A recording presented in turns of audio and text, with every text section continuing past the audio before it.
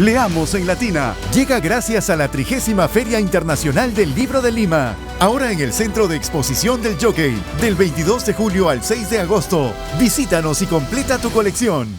Leamos en Latina. Llega gracias a la 30ª Feria Internacional del Libro de Lima. Ahora en el Centro de Exposición del Jockey. Del 22 de julio al 6 de agosto. Visítanos y completa tu colección. Leamos en Latina y en la Feria Internacional del Libro de Lima, aquí en el espacio de Latina, en la FIL, en su edición 2026, en el Centro de Exposiciones del Jockey. Y hablamos de libros con los talentos de Latina que se dan una vuelta por nuestro set. Y tenemos el gusto de conversar con Fátima Aguilar, quien ha venido desde Latina aquí a nuestro espacio en la Feria del Libro. Fátima, bienvenida. Ay, qué honor compartir nuevamente este espacio contigo, Carlitos, nuestro representante, el mejor representante de Latina para la FIL aquí en el stand de Latina, al que todos están invitados. Todos están invitados porque puedes venir aquí, puedes encontrar los productos oficiales de Latina, los recetarios del Gran Chef, historias para niños, libros para emprendedores, una novedad que hay, y también el espacio donde conversamos con los escritores y también con los talentos de Latina. Hablamos de sus gustos por los libros. Con Fátima varias veces hemos conversado sobre libros en la redacción de Latina, en otras oportunidades, en otras ferias del libro también. Y he querido empezar, ¿no? Hablando justo de eso. Nos has traído uno de tus libros predilectos, uno de tus libros favoritos, pero quiero empezar por saber ¿qué es lo que Fátima Aguilar está leyendo ahorita? ¿Qué es lo que está en su empezamos al revés. ¿Cuál es su libro de cabecera en estos momentos? Yo estaba pensando en tu dinámica otros años acordándome, porque evidentemente siempre te vemos todas tus entrevistas. De hecho, hay gente que también me pregunta por las recomendaciones de Carlitos, alguna vez te lo he dicho. Y bueno, te había contado un poco en relación a lo que hoy te voy a mostrar también. Estoy regresando a Primo Levi en esta que es su trilogía de lo que él vivió en Auschwitz.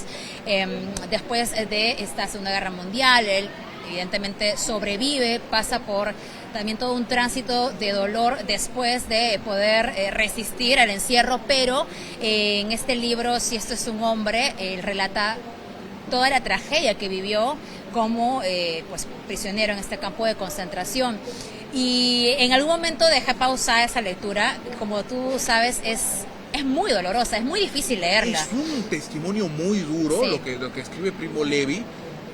He leído varios testimonios de personas que dicen, he tenido que dejarlo por momentos. Es que eso es lo que me pasó también. Porque las narraciones en general que hay en torno a esa tragedia de la humanidad que fue el Holocausto, requieren de cierta paciencia para leerse, para digerirse las historias que se pueden leer, porque son casos tan duros, tan trágicos que cuesta creer que sucedieron en la historia. Exactamente, uno, digamos, puede ver mucho tipo de documentales, puedes escuchar incluso el testimonio de algunas personas, pero en un libro tienes la capacidad de profundizar mucho más. Y Primo Levi te detalla a tal manera que entiendes por qué el título finalmente de su obra es Si esto es un hombre. Y es que en verdad te das cuenta o te sorprendes de hasta dónde puede llegar el ser humano para generar dolor en otra persona, y también de cuánto puede ser el ser humano sobre sí mismo para evitar sentir, como una capacidad de sobrevivencia en el cual tú pierdes tu humanidad para poder resistir, te aferras a la vida un poco dejando de ser humano para tratar de olvidar lo que es el dolor. Incluso en una parte que recuerdo y que me parece profundamente dolorosa, tratar de incluso olvidar este amor, quizá, o cuánto extrañas a tus seres queridos, porque eso solamente te puede provocar que quieras morir. Sí, es así de doloroso lo que se vio, y eso creo que es importante leer este tipo de pasajes de la historia desde el lado más humano también, para recordar que eso fue una realidad y luchar porque nunca más suceda. Desde luego, sobre todo en tiempos donde a veces se termina cuestionando el holocausto mismo. Por eso, sí. ¿No? Y es importante ir a la literatura para conocer lo que verdaderamente sucedió en el pasado. Fátima, ¿qué libro te ha marcado a ti? ¿Qué y por qué? ¿Cuál es la lectura que a ti te ha impresionado? Un libro que puedas mencionar siempre cuando te preguntan cuál es tu libro predilecto, tu libro favorito, el libro que ha significado mucho para tu vida. Y un poco te lo había comentado hace un tiempo sobre el relato que me sorprendió. Voy a mostrarlo de una vez. Que sí. Es el de La Sociedad de la Nieve. Hemos visto muchos la película, el año pasado nos hemos obsesionado. Esta es la foto, de hecho, del momento del rescate.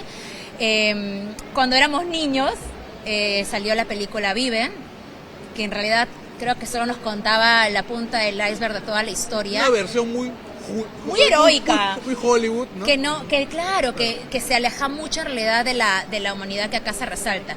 Pero leer el libro, o sea, la película me obsesionó con el tema que ya en realidad me importaba mucho desde que me enteré de la historia, uno se aleja de ella, pero luego cuando volvió la película, Bayona, las entrevistas a los sobrevivientes, a los actores, muy jóvenes ellos, uruguayos, argentinos, pero luego leer el libro ha sido otro pasaje o digamos otra experiencia porque, a ver, el impacto emocional ha sido incluso más fuerte que lo que te puede mostrar la película, que es bastante buena. ¿Por qué? He llorado leyéndolo, he descubierto, digamos, lo poco que conocemos de la dimensión del amor del ser humano por otro ser humano, no románticamente. Y si hay algo que me ha impactado de esta obra y que por eso me encantaría que todos en algún momento la leyeran, es que siempre hay situaciones límite, incluso la ley penal te reserva el derecho a defender tu vida en una situación de fuerza mayor, ¿verdad? En la que se entiende que el ser humano va a salvaguardar su integridad. Y sin embargo, en la situación límite que ellos han vivido, finalmente ya 16 sobrevivientes de los 45 que fueron en este viaje, aquí no había individualidades, sino la búsqueda de salvar la vida del otro. A veces desconocidos en el mismo vuelo, a veces tu amigo, tu mejor amigo, o la persona que en realidad solo conocías de vista. Y aún así una defensa del grupo, el que podía tener más fuerza física sosteniendo de repente al que estaba herido, el que tenía más fuerza mental sosteniendo al que estaba sufriendo, porque finalmente estaba en una circunstancia en la que esperaban lo imposible, que es después de semanas, de meses, los pudieran salvar. Eso por un lado, Carlitos, pero también en una situación que vivimos con tanta polarización, me ha sorprendido sobremanera leer que para algunos lo que vivieron fue un milagro. De hecho, se volvieron incluso personas que pasaban por el mundo dando su testimonio de vida, salvando vidas, según otros dicen también, pero hay otros que sienten que no vivieron ningún milagro. Entonces, la perspectiva de cada quien, a pesar que sufrieron juntos, cada uno tenía una perspectiva. Y eso nos tiene que hacer entender como seres humanos que así es la vida. Uno puede ver, no sé, un lienzo blanco y quizá para otros ser de otro tono, un perla, un gris, y tener más tolerancia de ello. Y sostenerse y abrigarse. Y hasta me recordaba un poco al poema Masa de Vallejo. Al final de cuentas, lo que uno hace con otra persona es tratar de decirle, no te mueras, te amo tanto, y levantarlos. Desde luego, porque también con casos extraordinarios como el de este accidente, por un lado suele romantizarse en extremo por la supervivencia, por la capacidad que tuvieron algunos de quedar vivos ante esta situación, pero también hay un lado B. Ajá. Hay un lado B que nos muestra de que, oye, sí, no, yo no quise estar en esa situación. Exacto, sí, exacto. Y me parece que además hay dos cosas que se pueden analizar en esta historia, ¿no? El de los 16 sobrevivientes, mucho, digamos, lo extraordinario y para algunos genera morbosidad y atención es porque ellos terminaron pues sometiéndose a la antropofagia para poder resistir. Pero también está el lado de los familiares, ¿no? De los papás, de las mamás, de los hermanos que sabían que sus seres queridos, que los cuerpos de sus seres queridos ayudaron a que estos jóvenes resistieran.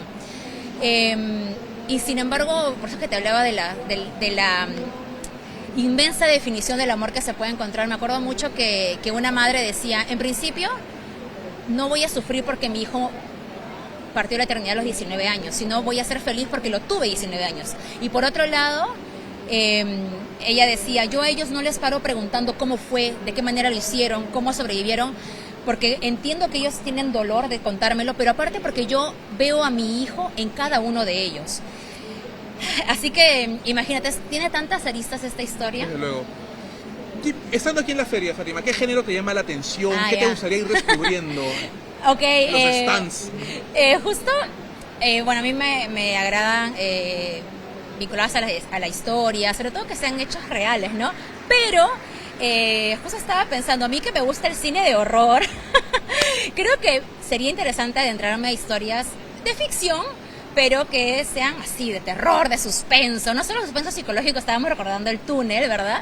Sino, no sé, un Stephen King, así que eso es lo que voy a buscar este año en la feria. Maravilloso, Fátima. Entonces te dejamos para que puedas ir a recorrer los stands de la feria. Gracias por esos minutos aquí en el espacio Latina. Gracias a ti, gracias por escucharme y bueno, invitados están acá a ver a Carlitos, a visitar también el stand que tiene varias cosas, ¿no? Desde luego, a venir aquí al espacio que tiene Latina en la Feria Internacional del Libro de Lima. Nos vemos. Leamos en Latina. Llega gracias a la 30ª Feria Internacional del Libro de Lima. Ahora en el Centro de Exposición del Jockey, del 22 de julio al 6 de agosto. Visítanos y completa tu colección.